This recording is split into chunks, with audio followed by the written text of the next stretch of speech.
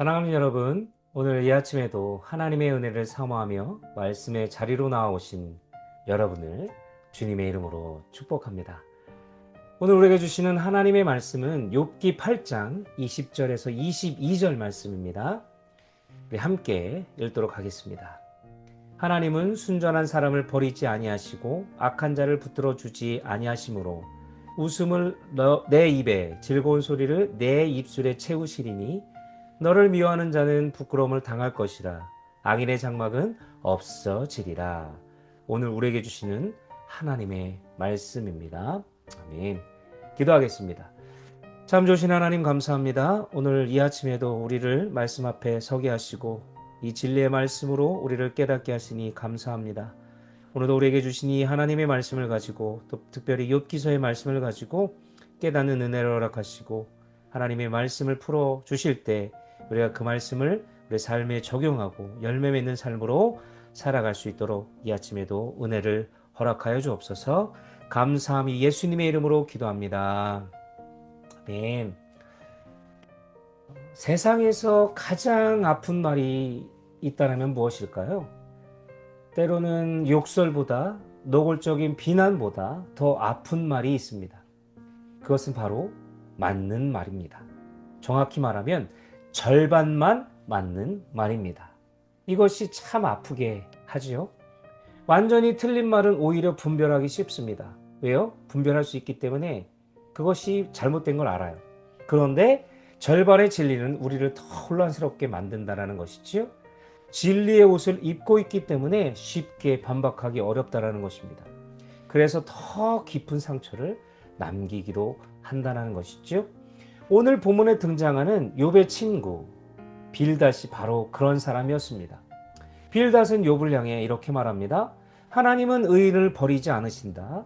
그런데 네가 이렇게 고난을 당하고 있는 이것을 보니 분명히 내가 문제가 있는 것이다. 언뜻 들으면 틀린 말은 아닙니다. 좀 맞는 말이죠. 그러나 그의 문제는 진리를 말하는 것이 아니라 고통받는 사람에게 진리를 적용하는 방식에 있었습니다. 방식이 잘못됐다는 거죠. 그는 하나님의 진리를 설명했지만 하나님의 마음은 보여주지 못한 것입니다. 오늘 우리는 이 빌닷의 이 세 가지 주장을 살펴보면서 고난을 대하는 우리의 태도와 하나님께서 우리에게 주시는 진정한 위로가 무엇인지를 함께 나누고자 합니다. 첫째로요, 기계적인 율법주의를 버려야 한다는 것입니다. 우리 20절을 보겠습니다. 하나님은 순전한 사람을 버리지 아니하시고 악한 자를 붙들어 주지 아니하심으로. 여기서 빌닷은 매우 단순한 공식을 가지고 나옵니다. 의인은 복을 받고 악인은 벌을 받는다. 그래서 욥이 고난을 당하는 것을 보고 즉시 결론을 내린 것이지요. 네가 죄를 지었기 때문이다. 그렇기 때문에 지금 이렇게 벌을 받는 것이다. 물론 하나님께서 의를 기뻐하시고 악을 미워하신다라는 사실은 성경의 중요한 진리입니다. 그러나 빌닷은 그 진리를 너무 어떻게 보고 있어요? 기계적으로 적용을 한 것입니다. 마치 자판기에서 동전을 넣으면 음료수가 나오듯이 선행을 하면 무조건 복이 나오고 죄를 지면 즉시 벌이 나온다는 이런 생각이었습니다. 그러나 성경은 그렇게 단순하지 않습니다. 의인도 눈물을 흘립니다. 충성된 하나님의 사람도 병들 수 있어요. 고난받을 수 있어요. 신실하게 살아도 억울한 일을 당할 수 있습니다. 반대로 악인도 잠시 형통할 수 있습니다. 그래서 잠언 23장 17절은 말합니다. 내 마음으로 죄인의 형통을 부러워하지 말고 항상 여호와를 경외하라. 저는 요즘 개인 SNS에 라이딩 인생이라는 제목으로 가끔 짧은 묵상을 올리곤 합니다.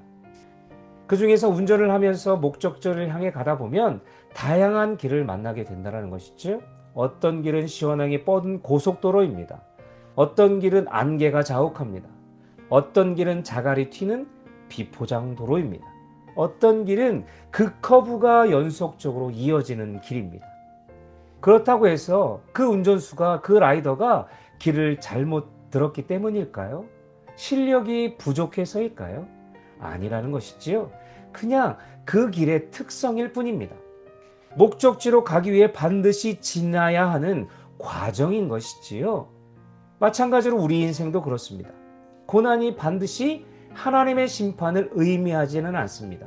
때로 하나님은 고난을 통해 우리를 징계하시기도 하십니다. 때로는 연단하시기도 하십니다. 그리고 때로는 우리가 지금은 이해할 수 없는 더 깊은 계획 가운데 역사하시기도 합니다. 욥기가 우리에게 가르쳐 주는 것은 모든 고난의 이유를 다 설명할 수 있다는 것이 아니라 오히려 이유를 몰라도 하나님을 신뢰할 수 있다는 것을 보여주는 것입니다. 중요한 것은요, 고난의 원인을 찾는 것이 아니라 고난 속에서도 하나님이 우리를 놓지 않으신다는 사실인 것이지요. 이것이 우리 삶 가운데 이끌어 가야 하는 것이죠. 이것을 우리는 꼭 기억하고 환경과 고난을 바라보는 것이 아니라 그 너머에서 역사하시고 놓지 않으시는 하나님의 손길을 늘 바라보시기를 바랍니다. 두 번째로요, 섣부른 해결책보다 깊은 공감이 필요하다는 것입니다. 21절 말씀입니다. 웃음을 내 입에, 즐거운 소리를 내 입술에 채우시리니. 지금 빌닷은 욥에게 회개하라, 그러면 금방 웃게 될 것이다, 일방적으로 해결책을 제시해주고 있습니다. 하지만 이 말은 욥의 상황을 전혀 이해하지 못하고 꺼낸 말이에요. 다시 말하면 전혀 공감하지 않는 자기만의 정답을 제시하고 있다는 것이지요. 욥의 상황은 지금 어떻습니까? 자녀들을 잃었습니다. 재산을 잃었습니다. 건강도 잃었습니다. 그리고 몸에는 종기가 가득했습니다. 그런 사람에게 빨리 웃어라, 금방 좋아질 것이다 라고 말하는 것은 위로가 아니라 부담이 될 뿐이라는 것이지요. 더 힘들게 합니다. 예전에 제가 어떤 교회 사역했을 때도 이런 경우가 있었어요. 그분의 마음은 배려였다라고 생각하지만 저에게는 전혀 공감되지 않는 배려였습니다. 지금 문제는 빌닷이 욥의 고통을 이해하려 하지 않았다라는 것입니다. 그는 욥의 눈물을 보지 못했고요, 욥의 신음을 듣지 못한 것입니다. 그저 자신만의 정답만 이야기한 것이지요. 여러분, 저에게는 쌍둥이 자녀 로아가 그리고 로이가 있습니다. 같은 날 태어났지만 성격은 완전히 전혀 다릅니다. 감정 표현도 다르고요, 서로 위로받는 방식도 달라요. 로아에게 통하는 말이 로에게는 상처가 될 수 있습니다. 아이에게 통하는 말이 다른 아이에게는 상처가 될 수 있다는 것이지요. 쉽지는 않지만 되도록 저도 이해하려고 하고 무지 노력하고 있습니다. 여러분, 울고 있는 아이에게 가장 먼저 필요한 것은 무엇입니까? 설명이 아니에요. 그 감정을 공감해 주는 것입니다. 물론 쉽지는 않지만 해야 합니다. 공감이 먼저 필요한 거예요. 신앙 공동체도 마찬가지예요. 힘들어하는 사람에게 기도하면 돼, 다 뜻이 있어, 네가 믿음이 부족해서 그래, 이건 누구나 할 수 있습니다. 우리는 이런 말들을 너무나 쉽게 합니다. 저도 그렇고요. 그러나 이런 말을 너무 쉽게 하지 말아야 합니다. 물론 틀린 말은 아닐 수 있습니다. 하지만 진리는 여러분 타이밍이에요. 그 타이밍에, 적절한 타이밍에 그 진리가 잘 맞게 들어가야 된다는 것이죠. 진리는 타이밍이라는 것입니다. 진리는 사랑 안에서 전달될 때 비로소 생명을 살리고 위로가 되는 것입니다. 여러분, 좋은 친구는 정답을 많이 아는 사람이 아니에요. 상대방의 이야기를 끝까지 들어주는 사람입니다. 고난 속에 있는 사람에게 필요한 것은 해답보다 정답보다 함께 울어줄 사람이 필요한 것입니다. 저와 여러분들이 이런 좋은 믿음의 좋은 친구가 되어주시길 바랍니다. 우리 LA 베이지 교회가 모든 사람들을 품고 공감해주고 이런 좋은 믿음의 좋은 공동체가 됐으면 좋겠어요. 해답을 제시해 주려고 하지 말고요, 힘들어하고 지친 주위의 모든 사람들을, 그들의 이야기를 잘 들어줄 수 있는 우리 공동체와 저와 여러분이 다 되시기를 주님의 이름으로 축복합니다. 세 번째로요, 하나님의 그 동행을 우리는 신뢰해야 합니다. 22절을 보겠습니다. 너를 미워하는 자는 부끄러움을 당할 것이라, 악인의 장막은 없어지리라. 빌닷의 말 자체는 틀리지 않습니다. 맞아요.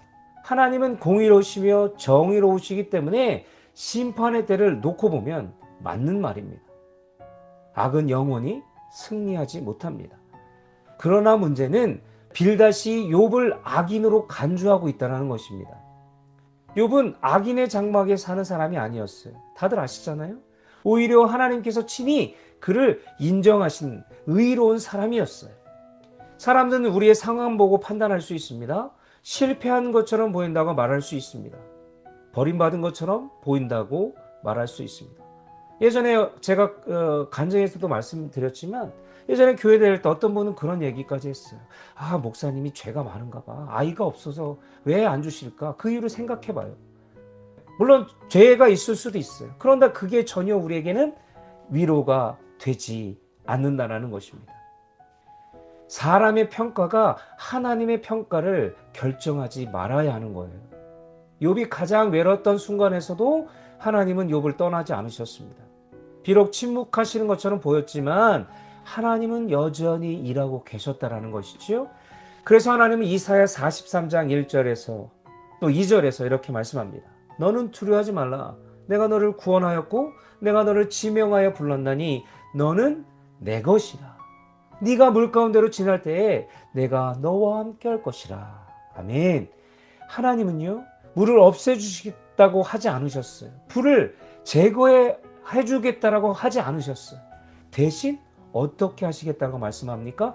함께 하겠다라고 약속하십니다. 하나님은 제거해 주는 분이 아니에요. 함께 하시는 분이에요. 신앙의 본질은 문제없는 삶이 아닙니다. 문제 없으면 좋겠지만 신앙의 본질은 그게 아니에요. 하나님이 함께 하시는 삶이라는 것입니다. 임마누엘 되시는 하나님을 오늘도 저와 여러분들이 경험하며 살았으면 좋겠어요. 문제에 정말 거기 연연하지 말고 그 너머에서 함께 하시는 하나님을 바라보고 일어서시기를 주님의 이름으로 간절히 부탁을 드립니다. 말씀을 마치겠습니다. 사랑하는 여러분, 사실 성경에서 가장 큰 오래를 받으신 분이 누구예요? 바로 예수님이셨습니다. 십자가에 달리신 예수님을 바라보면서 사람들은 생각했습니다. 아, 저 사람은 하나님께 버림받았다. 저 사람은 실패했다. 저 사람은 심판받고 있다. 그러나 이것은 사람들의 판단이었습니다. 십자가는 죄인처럼 보였지만 사실은 죄인을 위한 사랑이었습니다. 패배처럼 보였지만 사실은 승리였습니다. 죽음처럼 보였지만 사실은 생명이었다라는 것이지요. 욥이 친구들에게 오해받았던 것처럼 예수님도 사람들에게 오해받으셨습니다.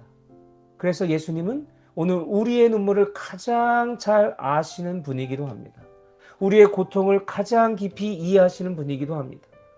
우리의 아픔을 가장 가까이서 품어주시는 분이십니다. 그러므로 사랑하는 여러분, 누군가의 빌다시 되지 마십시오. 정답을 말하기 전에 먼저 들어주시길 바랍니다. 우리 믿음의 공동체는 들어주는 공동체가 되어야 합니다. 막 정죄하고 그거 잘못됐어, 이래서 안 돼. 그게 아니라 한없이 들어주시길 바랍니다. 판단하기 전에 먼저 함께 울어주시기를 부탁을 드립니다. 그리고 지금 인생의 안갯길을 지나고 있는 분들이 있다면 기억하십시오. 하나님은 여러분을 버리지 않으셨습니다. 여러분이 이해하지 못하는 길을 지나고 있을 뿐이라는 거예요. 비포장도로를 달리고 있을 뿐이라는 것입니다. 그러나 하나님은 지금도 여러분의 손을 놓지 않고 계십니다. 너는 내 것이라. 내가 너와 함께 하겠다. 이 약속을 붙들고 오늘도 믿음의 길을 걸어가는 우리 모두가 다 되시기를 주님의 이름으로 축복합니다. 기도하겠습니다. 고난 중에서 우리와 늘 함께 하시고 긍휼이 많으신 자비하신 하나님, 오늘 욥과 빌닷의 이야기를 통해서 우리의 언어와 믿음의 자리를 한 번 더 돌아보게 할 수 있도록 하신 은혜에 감사를 드립니다. 하나님, 우리는 그동안 너무나도 쉽게 누군가의 아픔을 재단하고 또 내 짧은 경험과 지식으로 차가운 정답만을 강요했던 빌닷과 같은 모습이었음을 주님께 고백합니다. 내 기준에서 던진 이 절반의 진리가 누군가에게는 깊은 상처가 되었음을 오늘 이 시간 회개하오니 용서하여 주시옵소서. 이제는 우리의 말하기를 멈추고 우는 자들과 함께 울며 그들의 고통을 끝까지 들어줄 수 있는 마음의 지혜를, 넓은 마음을 가진 그런 믿음의 소유자로 살아갈 수 있도록 인도하여 주옵소서. 또한 이 자리에 인생의 어두운 안갯길과 또한 거친 비포장도로를 지나며 홀로 눈물 짓고 있을 우리 사랑하는 주님의 자녀들이 있습니까? 하나님, 세상은 네가 무슨 잘못을 해서 그런 고난을 겪느냐고 손가락질을 할지 몰라도 하나님께서 여전히 너는 내 것이라 내가 너를 지명하여 불렀다고 말씀하시며 불꽃 가운데도 지키시는 하나님의 이 세미한 음성을 들으며 살아갈 수 있도록 지키시고 인도하여 주시옵소서. 눈앞의 형편이 내 믿음의 성정표가 아님을 깨닫게 하여 주시고 거친 환경 너머에서 우리 인생의 핸들을 꽉 잡고 계시는 하나님의 그 신실하신 손을 바라보며 살아갈 수 있도록 역사하여 주시옵소서. 그래야 우리 삶의 자리에서 상처 입은 이들을 따뜻하게 안아주는 위로의 통로로 그런 삶으로 살아갈 수 있도록 인도하여 주시고 우리를 끝까지 포기하지 않으시는 그 예수님의 이름을 붙들고 살아갈 수 있도록 하나님 함께하여 주시옵소서. 오늘도 우리의 모든 것을 아시고 함께 하시는 예수 그리스도의 이름으로 간절히 기도합나이다. 아멘.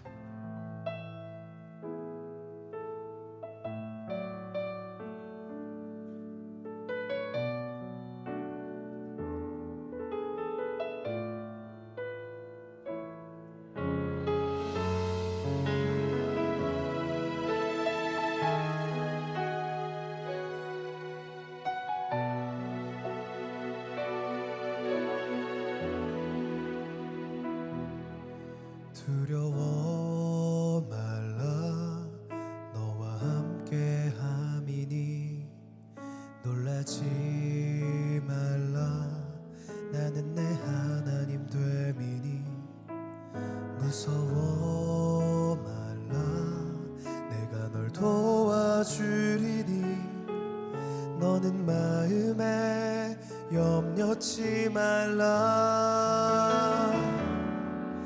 내가 너를 굳세게 하리라 내 손으로 너를 꼭 붙잡아 주리라 내가 너를 의롭게 함이니 너는 마음에 염려치 말라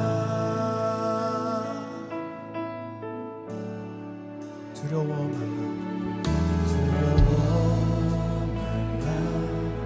너와 함께 함이니 놀라지 말라 나는 내 하나님 됨이니 무서워 말라 내가 널 도와주리니 너는 마음에 염려치 말라 두려워 말라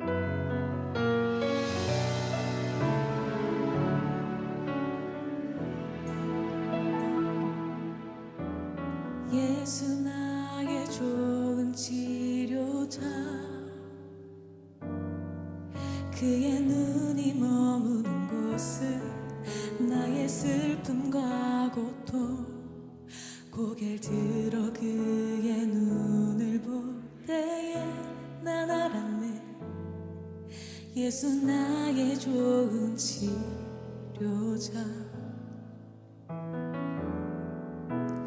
예수 나의 좋은 치료자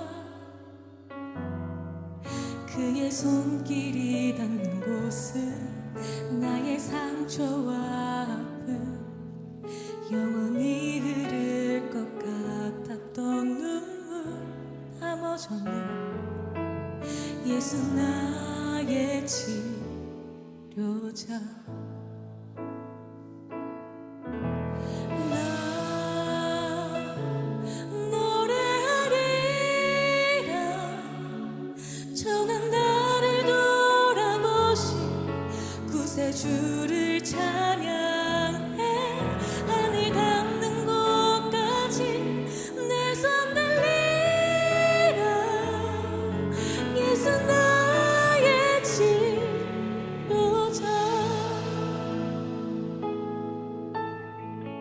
예수 나의 좋은 치료자